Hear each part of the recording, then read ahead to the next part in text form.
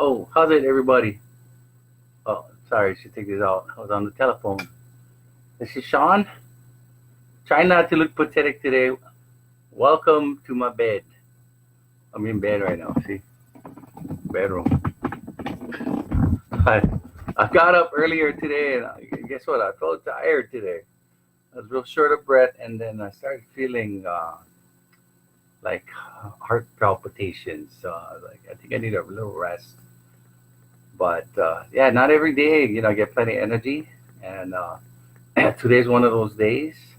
And first of all, thanks everybody for being a part of this whole journey with me. And so, as promised, for the next few days, we're gonna, what's up, Craig? Take you on this trip with me to the Dominican Republic. And I kind of wanted to, what's up, Jonah? Jonah, after I get back, but we gotta do some stuff. So, anyway, the thing is, um, I'm leaving on Friday. I'm going to the Dominican Republic. What's up, Robin?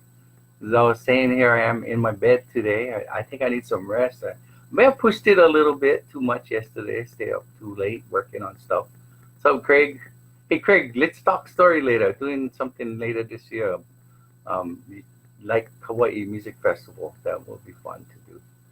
So, I'm still planning for the future. I expect that this is going to go well. As I mentioned before, I really need to do this right now. So, Kathy, so Tristan.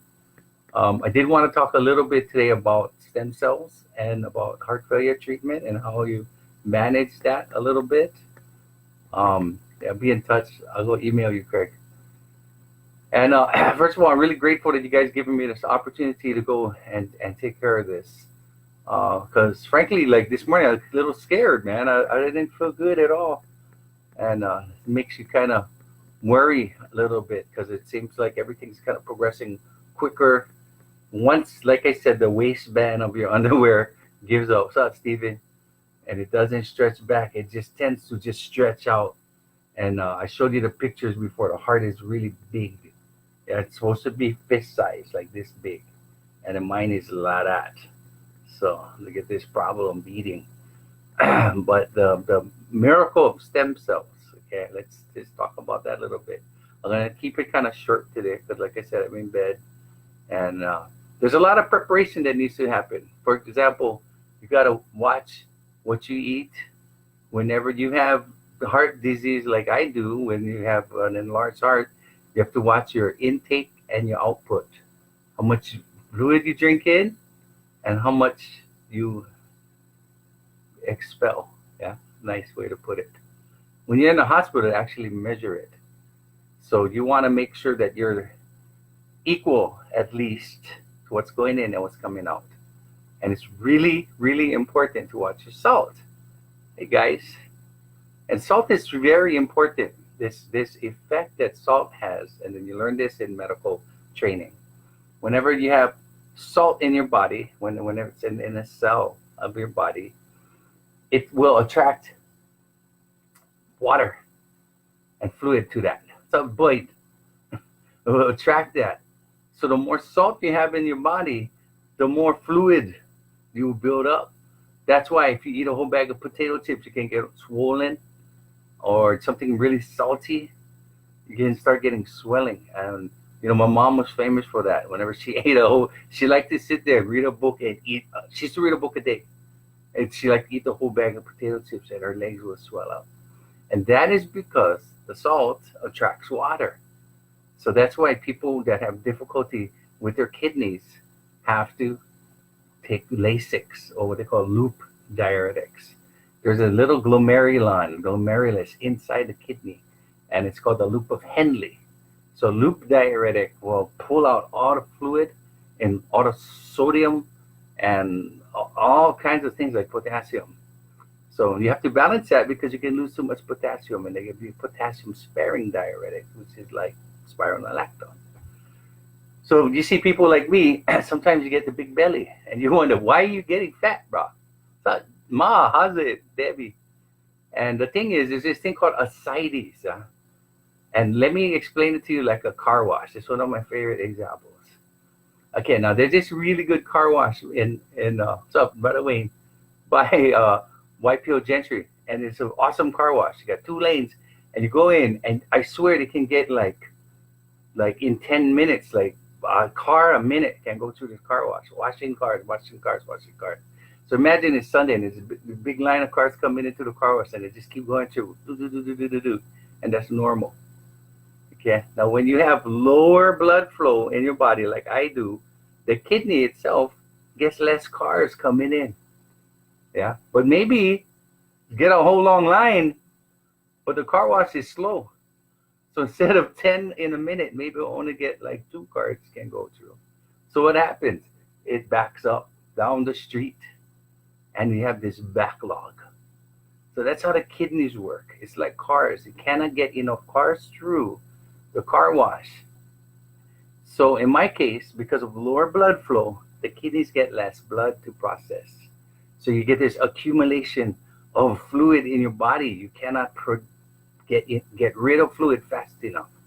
So that's why when you have heart failure, you get swollen hands, swollen feet, and you have a hard time controlling your fluids because the kidneys aren't processing enough. It's nothing wrong with the kidney. It's the amount of cars going through the car wash is decreased. And there's another problem. The heart is so big, it's not pumping right. So the blood, it wants to come into the heart, but it cannot. So imagine a freeway. All of a sudden, there's a accident, and a car is backing up on the freeway. We've had a couple presidents come into Honolulu, and they shut the freeway down completely. So what happens? The freeway gets all backed up to the point that it starts going to the side streets, and even the side streets are backed. And that's what happens. All the organs in your body, because it's this backlog, the blood pools in your liver, in all your organs, in your intestines, and you start getting this swollen belly. It's called ascites. And a lot of people that have kidney problems, what's up, Sherry? They have to deal with this problem called ascites. So sometimes people go, hey, everybody getting fat. And I'm like, yeah and no. Part of it is this thing called ascites, which is very difficult to control because the blood is coming up to the heart, to the vena cava, into the chamber, but then it's not enough to pump it out, so it backlogs back down into the body and it pools. And that's this thing called ascites. Long term, it can cause, hi Debbie, miss you. Yeah? So she said, I won't fight her, and they're here for us. But you're right. I can fight through this. I was scared this morning. I said, do not, because I can feel it getting worse as the heart keeps stretching and my symptoms are getting worse. So this is, to me, honestly, I feel like from heart, this is the nick of time to do this. I don't feel like I have that much time to waste. Hey, Sherry, God bless you too. So I want to share my story. That's what I'm doing, and the journey. One thing you got to do and prepare for the future. So I've done the will and testament.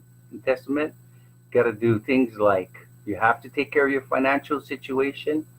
You have to do things like power of attorney. And what's really important is, if you've never done it, is do your advance directives. And advance directives is what you direct people to do if you're ever in a hospital and you cannot make decisions for yourself. For example, some people don't want tube feedings through the nose. Maybe they want to be intubated only for a certain period of time. Now, let me share something with you. If you have no brain function for like 2-3 days, now they unplug you from the life support and you're gone. Back in the 90s, when I was working at Castle, for example, you could be EEG, brain activity, brain dead, for weeks. I had a patient 3 weeks brain dead. She had ARDS. What's up, Steve? But the amazing thing is, we fought for her life. And I did this procedure on her that was just something I read in a magazine, and kept this lady alive. And everyone's really mad at me because they said, "Brad, you're going to keep this lady alive and she's just going to be a vegetable." But the amazing thing was, in 6 months, I got invited to a lunch at Willows. And there she was, beautiful Diane, 51 years old, sitting in this beautiful sundress. And we had lunch together. Flash forward 20 2 years later, she's still alive. She's in her 70s. So it just goes to show you, even though the science tells you you're brain dead and you're not supposed to come back, you can. That's my hair. You can. So my advanced directives is at least keep me going for 1 week to a month. Then pull the plug. Yeah, should that happen. But everybody makes their own decisions. You have to trust whoever you're going to give that responsibility to. So advance, hey, Dwayne, so cousin, everything is super important. I love you too. To prepare. We all need that. The last thing you want to do is leave your family with this burden of how do they access your funds. So I actually went to the bank yesterday. I made Miley my beneficiary and my power of attorney. Should anything happen. With like anything else, there can be complications. There can be complications with anesthesia. I've seen people who die. I'm not going to be under general, which is good. I'm just going to be under what they call Diprovan protocol, which is the same thing you get when you are in cath lab or you get your um, um, gastric, what you call, I don't know why it's slipping my mind, but you get your colonoscopy and your endoscopy in the GI suite. That's the same thing. Propofol lasts 4 minutes. It's a thing that Michael Jackson died from, but he wasn't in a hospital environment. It knock you out, makes you kind of paralyzed, and cause you to forget, and it's wonderful.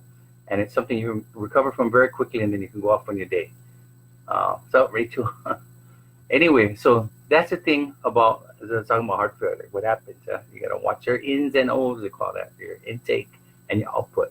Right now, I'm on a diet of less than 2,000 milligrams of salt, which is really important. The more salt you eat, the more swollen you get. So if you have problems eating is your diet, and I know it's hard, but you cannot eat out. Some of my friends out there, it's difficult. Yeah, I used to have a patient. Here's another story from ER. Every Friday when I worked ER at Castle, this tutu would come in, Auntie Esther. What's up? Greetings from New York. How's it? I'm going to visit you guys, guaranteed. Yeah, we'll make it. It's dangerous right now. We're going to make it. We're going to do that. What's up, Carla? So the point is, she would come in every Friday, and I promise she'd be zonked out, completely comatose-like.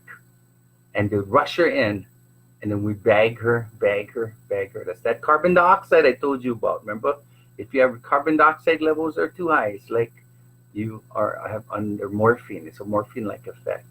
You can black out because you don't have enough oxygen, but as your carbon dioxide goes up, and same thing, you get what they call narcotic-like effect. So we bag her, put the mask, bag, and blow out all that carbon dioxide. Remember, I talked to you about inverse IE, deep breath. Just get rid of all that carbon dioxide. Yeah, do that for a few minutes. Then she would perk up. They give her some Lasix. She'd pee it all out. She'd be ready to go. Every Thursday, Auntie had Hawaiian food. And that's why every Friday she came into the emergency room by ambulance. Every Friday. And I worked Friday, Saturday, Sunday nights over there. Every Friday she would come in because every Thursday she had Hawaiian food. So now the lesson to that is you got to really watch your diet. You almost cannot eat out. You have to be very judicious, and you got to make your own food. And it's much better for you. What's up, Eric? Now, we're talking about stem cells now. Now, stem cells occur throughout your body. Stem cells are a precursor to cells. They're blanks. Yeah. So inside your bone marrow, for example, produces red and white blood cells. Prior to them becoming red and white blood cells and other things, they start as little blanks. They can become any kind of cell in your body. And they actually flow through your bloodstream to a certain amount and in other tissues. They're most famously known for the the big controversy was aborted fetuses. Now, that's not something they use, but however, they did use that to ban stem cells in the United States. Because as I mentioned, there's no money in it. So there's a heavy lobby against the development of stem cells because it's going to really negatively impact the pharmaceutical business. Now, having said that, there's a lot of ways to get stem cells. Some people donate their bone marrow, and Some organizations actually have access to umbilical cord blood. So there's a lot of ways to get stem cells. Now, one of my friends asked about use of stem cells for knee replacement or knee to help with the arthritic versus sacs and stuff like that. So you can get direct injections of stem cells that go directly into the knee and help prevent the inflammation, rebuild tissue, and can prevent surgery and further degeneration, reduction of pain. And I'll post that link actually with this afterward. So the uses are almost innumerable, to the point there in the future they can make your own. Okay, wait, Rachel said something real interesting here, that she read about a guy that was paralyzed from the neck down and stem cells help him regain upper body movement. That is absolutely true.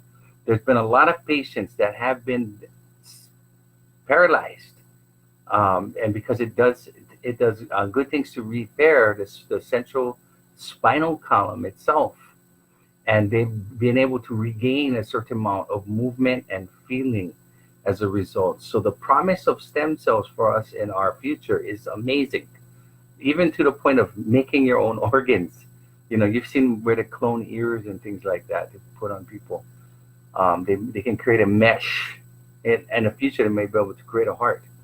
So in my case, what they're going to do when I'm leaving on Friday is extract a bone marrow from my hip next week, Tuesday. And they take some from the fat in my stomach, and they take that and put it in a centrifuge, 15 microns, and they separate all the stem cells out from the red blood cells and stuff. So guys, then they put a cofactor into it, which is something that occurs naturally in your body. It's what helps the stem cells to turn into cardiac or endothelial. Endothelial cells are like a type of cell that's like tissue and skin and stuff like that. So the endothelial cells and the stem cells that they make into cardiac cells are little square cells, and they beat already. Yeah, they do this 40 times a minute. So if you link them together, they can go into the network and they'll start beating together. So when they do this injection, they go through the thigh, and then there's a femoral artery run through your thigh. Just like if you get cardiac cath, they put this catheter in there, run it all the way up to your heart, and then this 24 gauge needle comes out, and they stab your heart around the margins, and they put literally billions of stem cells back into the heart. So it will create more blood flow. It recruits more stem cells floating around your blood to come to that spot. And it also creates more cardiac cells, so that the heart goes from like this to where it starts pumping more fully again, and actually reduces the size from that to get smaller. So by doing so, the problem, as I mentioned earlier, is your heart gets bigger, the valves come apart. So it will allow the valves to close better, so there's less regurgitation. Regurgitation is the valves aren't closing properly, so the blood goes the wrong way. And so when I get a day like today where I'm feeling a lot of heart palpitations and more symptomatic, that's part of the problem, is that the blood is going the wrong direction. So anyway, there was a couple other things besides the stem cells. The trip is fluid management. We talked about that. Remember, it's about like the freeway getting all backed up, yeah, and then bleeding onto the streets below. The only way you can manage your fluid is try to reduce the amount of cars, so that there's a little bit more economy of cars moving along. So you got to reduce that. And so just a little bit more of a medical talk today. And I rely heavily on science to get me through the last 14 years. And again, I got to apologize to a lot of people because I've been keeping this hidden for so long. But this is our moment of need. What's up, Joyce and Mark? And me and Miley, thanks to Miley, honestly, okay? I'll tell you one more time. 2 weeks ago, I gave up. I said, you know what? Maybe I just had a good run, and this is it. Because I can't afford this. And Miley took the lead and took the responsibility and the liability of all of this. And so by helping support me to get this treatment done, you're not only keeping me alive, but you're also supporting Miley in her attempt to keep me around. We've been best friends for a long, long, long time, 26 years. We were married, and now I live with her. And here I am in my room today because, I had to come back to bed, you guys. So I got to rest up today. So the important thing for the next couple of days, as we get ready to go on this journey, yeah, you guys are gonna come with me, is to rest. I have to stay quarantined. I can't get sick in any way. The difficult part is going to be the travel. That's why I'm splitting the trip up into two segments. Going to go to Dallas first, but there's a lot of connecting flights. It's going to make it kind of a hassle. And the main thing is you got to stay healthy, and the body can't get stressed out. For example, one of the things is you cannot drink for a couple months after. It's like contains all kind of guidelines. When you travel, you have to wear a mask. You'll see a black mask, and I have to be in a wheelchair. So I hate to do that, even though I probably need it because it's difficult walking long distances. And the more you see, yeah, it's not an option, as Miley said, to do nothing. The other surgical options are so invasive that the probability for side effects is super huge. That includes things like cardiac reduction, that includes things like catheter or balloon pumps, and cardiac assist devices where they open up your chest and they put machinery inside. And those things are very dangerous. And then things like heart transplant is not really in the cards for me. That's a last ditch resort, you guys. That's a 50-50 proposition right there when you get on that table. Most people die waiting.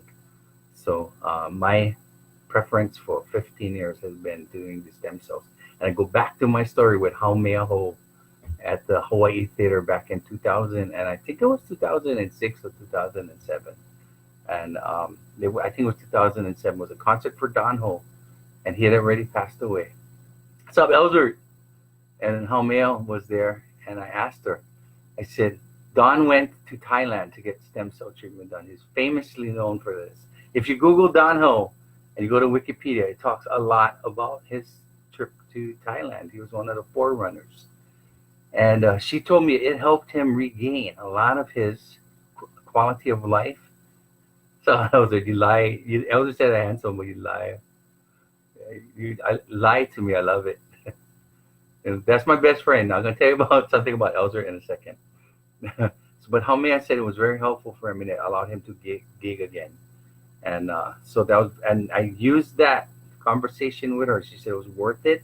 It was about $30,000 at the time, and that's why I never did it, because I couldn't afford it. And I still can't afford it. That's why we're doing this GoFundMe.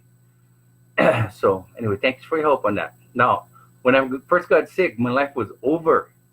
I couldn't breathe. I couldn't walk. I couldn't sing one song. And I always tell this story. The first month out, I got back from the hospital. I said, can I still sing? And I took out my guitar and I started playing End of the Innocence by, what is his name? From the Eagles. His name is escaping me right now. But anyway, you know the song. So I'm singing, remember when the days were long. After every line, gasping for air. Roll beneath the deep blue sky. And I couldn't even get through one line without gasping. I thought, my music career is over. There's no way you can play music and not stay in beat. Don Henley, that's the guy. Yeah, Don Henley, the drummer, Hotel California. And so I was really discouraged. But I kept at it. Then I kept moving myself forward day after day after day after day. And it took me 6 months. And I could finally sing that song. And this was back in 2005. And I could sing it all the way through after 6 months. Remember when the days were long? All the way through. And then just gasp for air. And then I had another goal. Can I sing one song standing up? And then I'd written this song called Akekai at that time. Music started lifting me back up to a place. And this is what I'm going to let you know about Elder. During that time, it was very dark. And by the way, it took me 6 months of walking and doing what I needed to do to sing one song standing up. So it was a good year and a month before I could just stand up and do one song. So for me, it's already been a miracle that I've had this life, that I've been able to play music with my friends like Elzer. Now, Elzer has been my best friend since I was 11 years old when we met at Kamehameha, the summer before seventh grade. I was a tuba player, and Elzer was one of the trumpet players. Those first or second chairs, so we sat next to each other. And we're brothers. We kind of grew up together, and his mom, before she passed away, said, "You guys are brothers and you need to take care of each other." So we always have.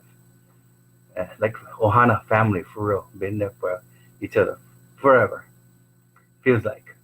But Elzer would call me up every day, and no matter how miserable and depressing life was, he'd call me every day. And you got that one friend that call you, and we just talk for like an hour or two sometimes, and he just make me laugh, laughing and laughing and laughing, because we're stupid. We're like clowns. We always joke around with ridiculous, ridiculous stuff, and we're still like that today. And yeah, Elzer knows. Even walking to the gig, me and him going to play at Sheraton, I gotta stop every time. He says, I gotta. Or sometimes we're playing a gig and I'm like, bro, I almost went pass out, you know. And he goes, "You all right or what?" I go, "Yeah, I was blacking out, you know." So it's not that it's not hard, but it just requires a lot of management. It requires a lot of inner strength. And I use science. And that's that thing I talked to you about, the inverse, i.e., racial breathing. But then the most important part is having good support, like friends, like Ellsworth, every day, for years, every freaking day. Ellsworth called me up. Yeah, Ellsworth. I owe a lot to him. And he just made me laugh when my life was so dark. And one thing I like to just end on is, back in those times, I lost everything. I lost my sense of who I am, my self esteem, my ability to be, quote unquote, a man. Everything that Kikaida would, yes, I was saying Kikaida would, and he did. Everything that defines you, your credit rating, your income, your status, your job description, everything that the world and our society measures you by. I was getting lawsuits for all kinds of stuff. I lost all my businesses. I went bankrupt. It was, yeah, I just felt like, how can you ever recover from these things? And then I lost myself physically. I was uninsurable.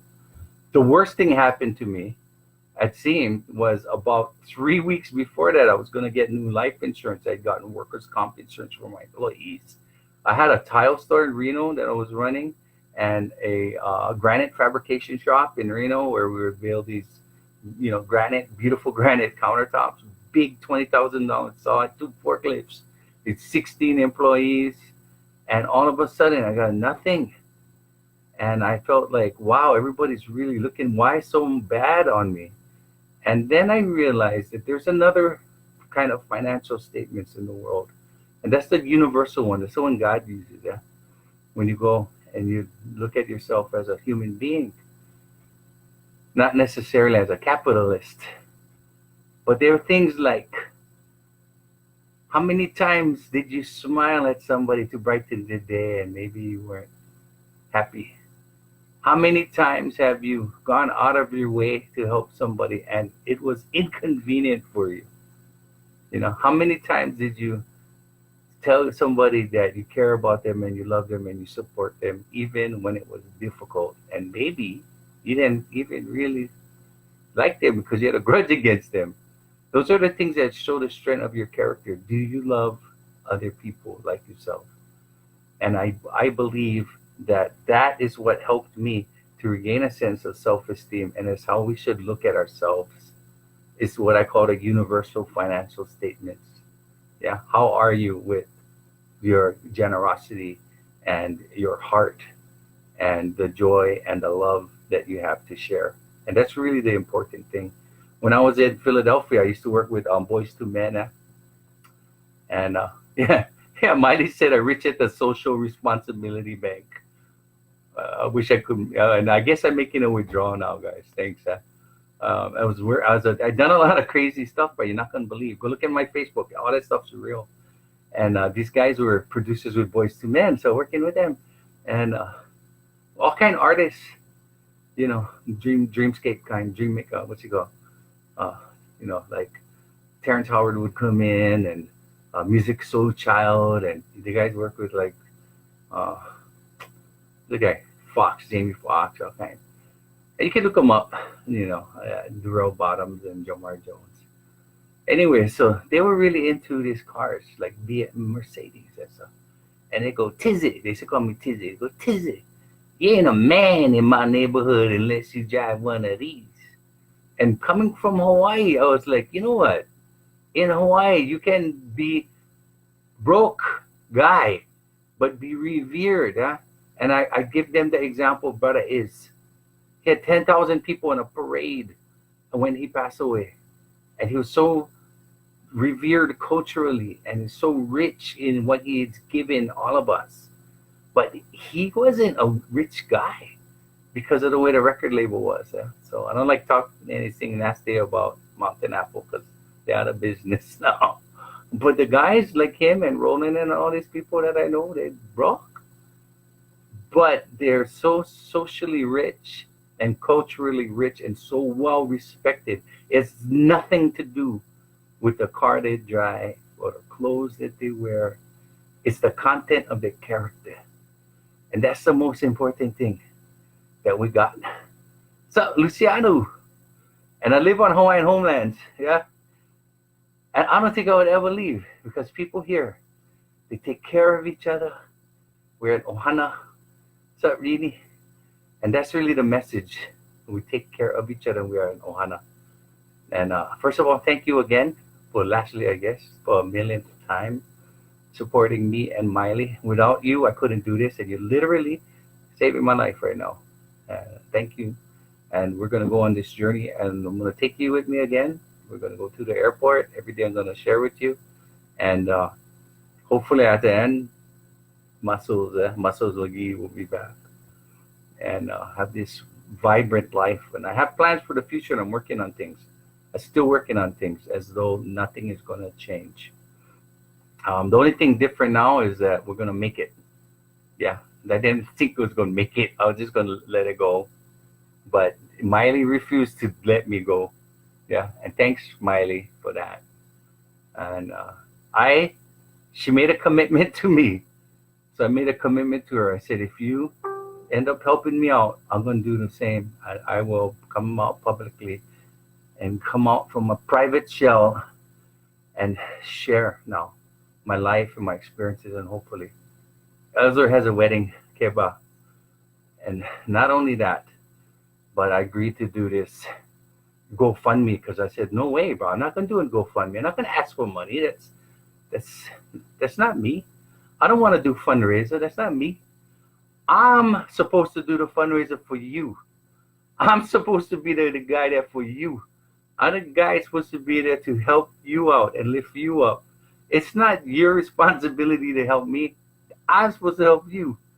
And but you know what? I told her, you're gonna make this commitment that I'm gonna humble myself and we're gonna do this. So thanks again, you guys. If you have any other questions, Rachel, thank you. We're gonna keep sharing. We'll keep them real. Like today, ugly. Yeah, I swear, I'm in my bed, by the way. Like bed. I gotta relax today, guys. I'm still sweating here, and that's just how it goes. So I'm gonna set up this other page just to keep things all together. And if you got any friends that have cardiac problems, other issues, now again, I'm gonna post that thing on stem cells because one of our friends asked about treatment with stem cells for knee surgery. And there's so many applications: diabetes, Alzheimer's, cancer treatment, if you had heart attacks, ischemic disease, any kind of organ failure. So, help me be a voice. I'm going to be one of the first guys personally, can get this heart fixed and keep his own heart. So, anyway, let's pray for the happy ending. And I want to be philanthropic after this. And if I have a way to pay all you guys back later, I will, promise. And we're going to have a party too. So anyway, Debbie, love you. And thank you so much. And I don't know if Craig's still here, but we gotta get in touch, Craig. Anyway, God bless you guys, and I always say the same thing at the end. Aloha oe, until we meet again. It's one of my favorite songs by the Queen. Yeah, aloha guys. Thank you, thank you. Aloha. Yeah, thanks guys. Have a wonderful day.